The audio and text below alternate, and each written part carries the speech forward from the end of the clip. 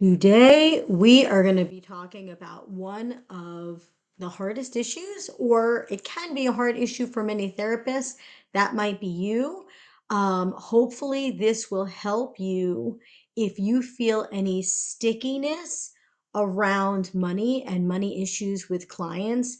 This is going to give you a lot of guidance or ideas or tips that might help you to prevent money issues with clients, get in front of it, try to be as clear as possible while you're maintaining the therapeutic alliance, and then also dealing with money issues when they come up in session, because often they actually are therapeutic issues and not just the practical admin issues of the business of therapy. So let's get into it. I have the top 5 tips for you to use in order to be able to prevent these issues and also to manage them with great finesse. One of the things that I hope that you'll gain from this, because in the I've had the great fortune of being able to help a lot of therapists in my group practice to become more comfortable with these issues, and then also the therapists that I train to do the same. And it's wonderful because these are the things that can really jam therapists up, and it frankly are the money issues for the therapist and also for the client truly impacts the therapist's ability to be able to make a stable career where they have a reliable income.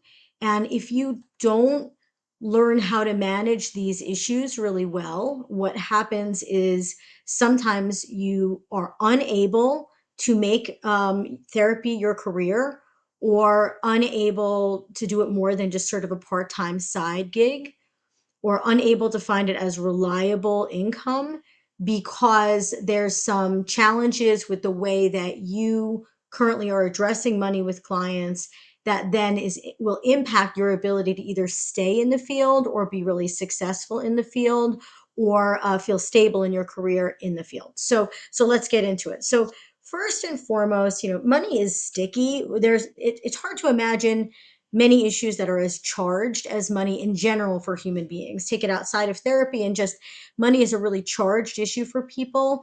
Money means a lot to people. There's a lot of beliefs that they're carrying around from their life experiences related to money. Money can make people really feel really safe. It can make people feel really unsafe. So there's a lot that's packed into money to begin with. And now we're taking those money issues and we're kind of there's a confluence of those and therapy, which is a helping profession. So you can see right away how there could be some trickiness in navigating that for the therapist and also for the client. So the first tip that I want to share with you, that I share with all the therapists that I support or that I train in the advanced holistic counseling and coaching certification, or in the therapist skills training that I do with folks, or any of the therapists that I've trained in my practice here, is that you actually do deserve to make a living. And it's important that you recognize that and embody that. Now, I know most of you probably cognitively understand that and believe that to be true, but I really mean embodying the idea that you do, in fact, deserve to make a predictable, reliable income. And that in order to do that, there's many steps that are practical and sort of administrative that have to happen, some of which we'll be talking about now, and others are really about how to run your practice, and are about some other issues about how to have the clinical skills and the level of clinical skills to be really successful in this field. That's not for today's video. I do other videos on leveling up clinical skills and the relationship between your clinical skills and being successful in this field. This video is first and foremost to say tip 1 is you do deserve to make a living. You deserve to have a predictable income and to have a career that is reliable. And historically, helping professions have had a hard time with the idea of making money, or charging for the helping heart-centered work that they're doing. And I'm glad to see that. Actually, I think that this has changed. I think there's been a shift in the fields of a lot of the helping professions. That's where there's an awareness that therapists and other helping professions deserve to make a living and deserve to be paid appropriately for it, not underpaid, not overpaid, but appropriately. But I also just want to make a plug to say that if you don't feel comfortable with that, you will, right? We're going to help you get there today, but it's a practice to become more and more comfortable with money issues as a therapist is part of the practice. This video will help launch more of that, but please be patient with yourself. If you're not there yet, you will get there. And also be aware that if you do not master these things more, meaning becoming more comfortable with money and money issues with clients, then you may not be able to stay in the field because you won't be able to make a reliable steady income. So your future in the profession and being able to make this your career now or in the future is in part reliant on this. And so that's one of the sellable qualities that you can say to yourself is like, I know I might be uncomfortable with this right now, but I'm going to get better at it because that's the way I'm going to be able to stay in this profession. I have to be able to figure out how to do this in a way that I can rely on it to pay for my kids' sports and or put my kids through college or pay my mortgage or pay my rent. And there's a direct relationship between learning how to be comfortable with these things and being able to actually stay in the field versus finding the field to be really untenable and not reliable enough. Okay, so I want to make sure that I sell it to you in that way, that this is for your client's benefit and for your benefit, because if we don't do these things, then you may not be able to stay in this field and provide the great work that I know you're excited to do with your clients or that you have been doing and you want to continue doing. The second thing is that this is like tip number two, but frankly, it's like tip number one. In order to prevent problems related to money with clients, you have to be incredibly clear about what your financial policies are. This is the first step for you. And then the first step in like translating that to them, this prevents issues in the future. And so if you are not clear now or have not yet become really clear about your policies, this would be the time to do it because it's going to front load the information necessary for clients to decide if they're going to work with you. And also it's going to prevent resent and challenges in the future that might come up with clients. So here's what I mean. You have to develop really clear policies around things like session length, session fees, intake session fees, etc. I'll go over those in a minute. And all of these things should be included in your policies. And those policies should be made available and given to clients to sign with their intake paperwork. So part of their intake doc should include something like a client agreement. I have a client agreement, and the client agreement goes through a lot of different policies that are important for the client to know upfront so that they're clear, so that they're informed, so that they never get surprised in the future by something that happens. Let's say they get charged for a session. And so that they are also agreeing to it. They're saying, yep, I agree with this. And I have them sign it. That's part of my intake paperwork. Now, um, you might also have things about confidentiality, HIPAA laws, all that good stuff in that client agreement. Here are some of the things that I absolutely think should be in there. One is the session length, right? So if you run a 45-minute session, which a lot of therapists do, I don't, I do at least a 50-minute session, that should be written there. Clients should know how long their session is. This is something they're purchasing, is a service, and they should have a sense of how long it is so that they know if they're getting the appropriate amount of time with you. Or if you've gone over with them, they might be extra grateful that you gave them that extra time. What the session fee is, what the intake fee is, if it's different than the session fee, cancellation policies. So a lot of therapists, and I think I kind of feel like therapists led the way on um, helping clients to be accountable for missed sessions or for sessions that are canceled in under a period of time. And I think it's ubiquitous now. We see that with doctors and dentists and lots of other different professions and coaches. And the truth is, it's because small businesses just cannot absorb last minute cancellations. Even in a doctor's office where the doctor can see four different people inside of an hour and then charge many different procedure codes for each one of those patients, and of course therapists do not have the ability to do that. We see one person for one session, which is 45 minutes or 50 minutes or whatever yours is. That the over time, offices, professions have become aware that they can't absorb all of these last minute cancellations. And they basically have had to behaviorally shape their patients and their clients to recognize that if you cancel last minute or in under 24 hours, you'll incur a fee, which is helping to extinguish that behavior, or at least to make the client responsible for it instead of the office or the profession being responsible for it. So there's been a lot of behavioral shaping, and clients are much more used to this idea now because of it. But I do think that therapists kind of led the way on this. And it is because we were the ones that kind of were taking the biggest hit, I think, on when somebody would cancel last minute, meaning that because we can't schedule somebody else last minute in that session or just see other patients in the office, it makes a serious impact on our bottom line and our career stability if the client is not responsible for that last minute cancellation. So in your clear policies, you should have what your cancellation policies are. Mine is that if the person cancels in under 24 hours, they are responsible for the full session fee. Some therapists might say you're responsible for $50 or you're responsible for $100.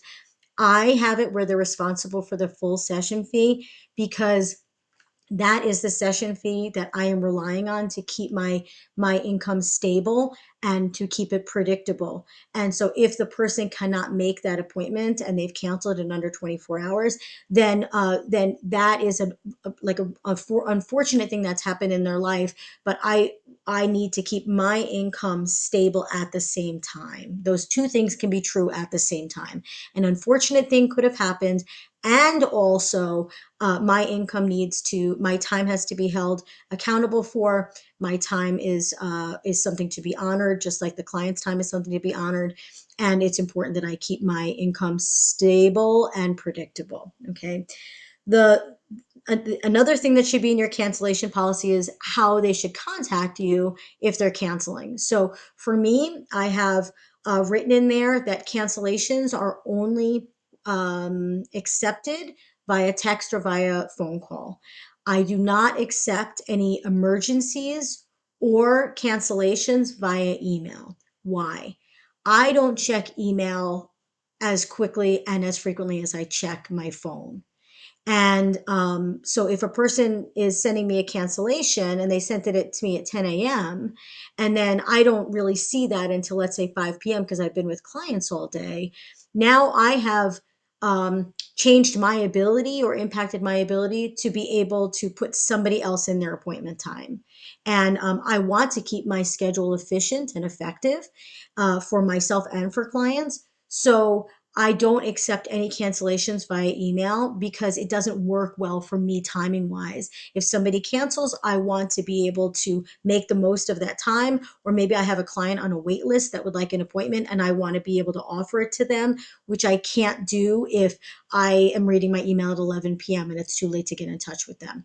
So that's part of my policies. And if you like that, you can borrow that and add that into yours. And then I also have something in my cancellation policies about there being no exceptions to the rule. In other words, I even specify, even if there's illness or sickness, even in, you've had a change of schedule, even if there's an unforeseen emergency or something that happens, you're still responsible for the session. And I do just say that very clearly in there. I also talk about rescheduling. I put in there a little thing about if If I'm able to reschedule them and it's something that's doable, I will try or try to apply that to their session. But that's not a guarantee. That's only just a possibility depending on availability. And then what's also in there is about the expectation around payment for the session. So the session fee is this, and that payment is at the time of the session. So a lot of therapists, I've been in the field for over 25 years, so things have changed when it comes to money. But a lot of therapists now are using software just like I do, where the client has their credit card in their in their profile or in their portal, and then when they have a session, the software just charges the person at midnight when the credit card is batched out, right? We still do accept other methods of payments, but most people don't use them. But that may not be true for you. You may still accept cash, you may accept checks, you may accept Venmo, you may accept Zelle. That's fine, whatever is working for you. The thing is, it just should be in your policies how you accept payment, what the process is, and that payment is expected for most therapists. They'll say that payment is it's what's considered a cash and carry business, meaning when the person has received the service or the product that they pay for it, right? So there's a very small window, or there's not a lot of space between the actual service and the payment of it, right? And that helps to keep your accounting really tight and really clear for you. Now, if you're a therapist that is accepting insurance, that might be very different for you. You might actually have invoices that build up with clients, and because you're waiting for to get payment from your insurance. And that's a little bit different than the cash and carry. If like I'm not on any insurance panels, so it's sort of the transaction is the payment is on the same day as the session. But if you do accept insurance, you might want to write in there things about copays, like your copayment is due at the time of the session, and also something about if your insurance does not pay for the sessions within a period of time, that the client would be responsible for those things, or that a further discussion would happen. So all of those things should be in your policies. And that probably sounds like a lot to include, but if you do not, then later on, when there's already an issue, is when you're going to be trying to explain these things with a client. And sometimes that's you're trying to do that via text or via phone call. Perhaps the client's not right in front of you, and it's not happening during a session. And that's when things can really get wonky with people, where they might ask about, how come I was charged for this? And now you're texting them about it, and a lot of things can go wrong in the miscommunication there. So what we really want to try to do is to front load all of the important information, all of the clear policies to the client beforehand in their intake paperwork, in their docs, have them sign it so that we know we've started on the right foot. One of the things that we're trying to prevent is surprises for the clients. Remember, when they've started with us, they might even be in distress or under duress. So maybe they're not really thinking clearly at the time. Perhaps they're having a lot of stress responses when they've just started therapy with us. They may not really be fully kind of cognitively present because they are so dysregulated when they've even started therapy. So we want to be as clear as possible in those procedures. Now, when you actually meet them for their first session, you should go over those things. You should say, "I see that you signed the client agreement form. I just want to review, see if you have any questions about the 24-hour policy. In this case, I have a 24-hour cancellation policy. If you cancel in under 24 hours, you're certainly welcome to do that, but you would still be responsible for the session. This applies to any circumstances. There are no exceptions to it. However, if I am able to reschedule you and you want to do that, I can certainly try, but there's no guarantees around that. And I just want to make sure that you're aware of that. And so, what you're doing is you're verbally clarifying some of these policies with them again when you meet them, so that they can ask questions as well. They may not have really read the entire thing when they signed it. We all are guilty of that, signing away our life to Verizon when we really have no idea what we've even signed. So especially if your intake docs, are kind of involved and there's a lot for them to do or to say yes to. So you want to have a conversation with them just to clarify those things to prevent the possibility of any miscommunication in the future, because the miscommunication can impact, or the a lack of understanding or lack of clarity can impact for the client whether they continue their work with you, because it can create things like resent. It can create a break in the therapeutic alliance. It can create feelings of being misunderstood, and it can activate a lot of therapeutic issues that are around money that you may not even know about yet as the therapist. Okay. So that is like pro tip number 3, go over it actually in session. Okay. Now where does being a human being match with um, being setting boundaries and having good boundaries? Because we all know that things happen in people's lives, and who's going to understand that more than a therapist, right? Therapists are often compassionate, very validating. We understand the complexity of people's lives. In fact, that's what we're here to help you with. And this is where it can get really like weird and sticky, because if a client is going through a really stressful time and then we're holding them accountable to one of our policies, that can feel like it could create a little bit of misunderstanding or tension between the client and the therapist. So, flexibility. So, we start with clear rules in the policies. This is a very on purpose thing. Be as clear and direct as possible in your policies while still being diplomatic and friendly. I mean, being assertive doesn't require being a jerk, right? It just means here's just what the policies are. Now, when you have a client that has an issue that is coming up related to money or coming in for their appointment or whatever it may be, you are welcome to apply flexibility. But my suggestion is that you do that with a tremendous amount of conscientiousness. Be conscious of when you're applying flexibility to those policies, not just reflexive and reactive because it makes you really uncomfortable if the client's mad at you, or because it makes you really uncomfortable to deal with money issues. Instead, pause and decide if you want to add flexibility in to the particular circumstance that's being brought to you. So let's say, for example, the client says, Beth, I just ran into an emergency with my schedule. Is there any way that you can reschedule me for today? I can't make the appointment. I can apply flexibility if I want to, and also if I have the ability to.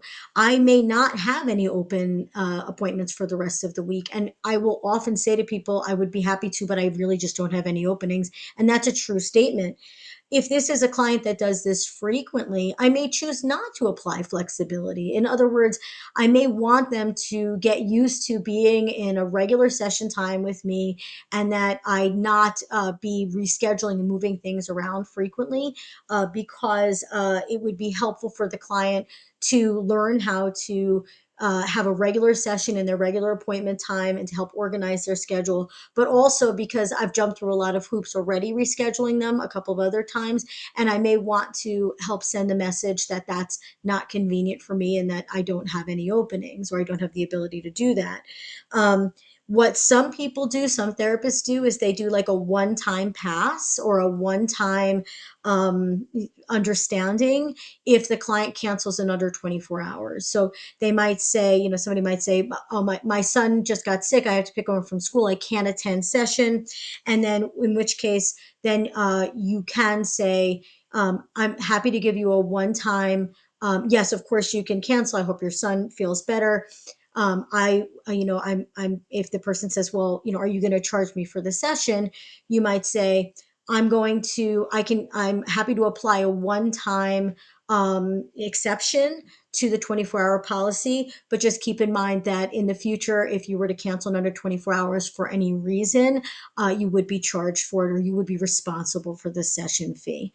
Okay. And so you are welcome to do a one-time pass if that's something that feels like a way to keep the policies in place, but also to be human and to be flexible. The other thing is that I always offer to people when they say like, oh, I can't make it in, or I'm having a change in the schedule, I'll say, great, why don't we shift over to a phone session or a virtual appointment? Now, some of you are only doing virtual appointments. I do both. It's entirely up to the client. I'm here either way in the office, but You might say, if they say, "Oh, my son is sick and he's sleeping on the couch now. He has strep." That you might say, "Would you like to still?" Okay, would you like to still have our session? We can do it over the phone or virtually, since you can't come in person. So you're making that an option for them versus them just getting charged for the session, or expecting you to cancel it and not charge them for the session. So if you have alternatives, other ways to host the session, that is a really wonderful way to be flexible with the client so that they are not just getting charged for a session that they can't, that they weren't actually able to attend. Okay. And then also in cases like when a client has an unpaid balance, let's say their credit card bounced for some reason, it wasn't able to be charged, you can follow up with the client, ask them to provide another method of payment. And if they do not, if they're starting to carry a balance, like the session fee wasn't cleared in your system or it wasn't paid for, and they have another session coming up, you might address that and, offer, like, would you like to not schedule another appointment until this one is paid for? Or let's clear up this balance before we schedule another appointment.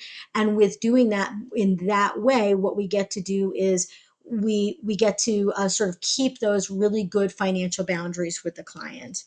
Okay, and then lastly, if the client actually objects in session, in other words, they challenge you in session, this has happened to most therapists many times. It certainly happened to me. Know that it's normal if it does happen. If the client objects to, let's say, paying for a session that they weren't able to hold, or they say, like, I can't, you're charging me, I was sick, I couldn't come in, then here's your options, okay? Because that happens. And again, I'm going to remind you that money is also a therapeutic issue. And we're going to do like a sort of a separate piece on that because it's such a rich and healing issue when you can address it. And it will very often come up in a tense moment about money with a therapist, but actually it can become an incredibly wonderful therapeutic focus for your sessions, and it might actually create a lot of healing for the client or a lot of insight for them. So we will get to that. So if the client objects, challenges you out loud about money, or if you suspect that they're upset or tense about it, but you're not 100% sure, you should ask, inquire, check in. Hey, is everything okay with that? Do you want to talk about that further? Do you want to talk about that, that you haven't gotten charged for that session further? I'm happy to unpack that with you. Let's spend some time on it. Why? Because clients may not feel comfortable talking to you about stuff that would challenge you. They might see you as a position in power, or they might be a person that doesn't feel comfortable having conflict, or they might be a person that is afraid that you're going to be defensive or that you'll fire them. So it's incredibly important. This is actually part of the therapeutic piece. It's incredibly important that you invite the client to talk about it. In other words, you're modeling, we can talk about difficult things. We have an important relationship that it's worth discussing when there's any kind of a challenge. You can demonstrate to the client that it's okay to have an open dialogue about things that might be confusing to them or that they might have emotions about. You can model healthy communication with them by doing that. So don't shy away from it.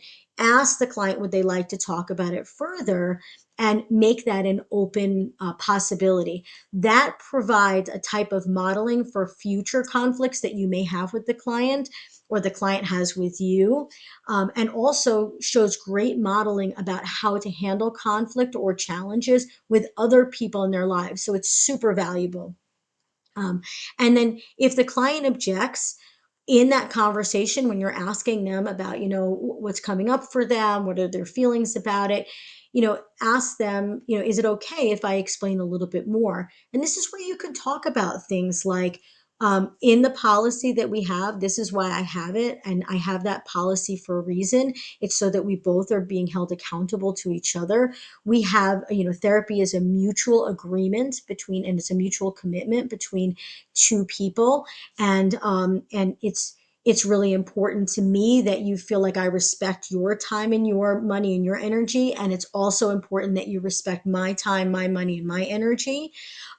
You might mention that you can only work a certain number of hours and that it's really important in order for you to be able to continue doing this work, that you keep your income stable and predictable and your work week stable and predictable.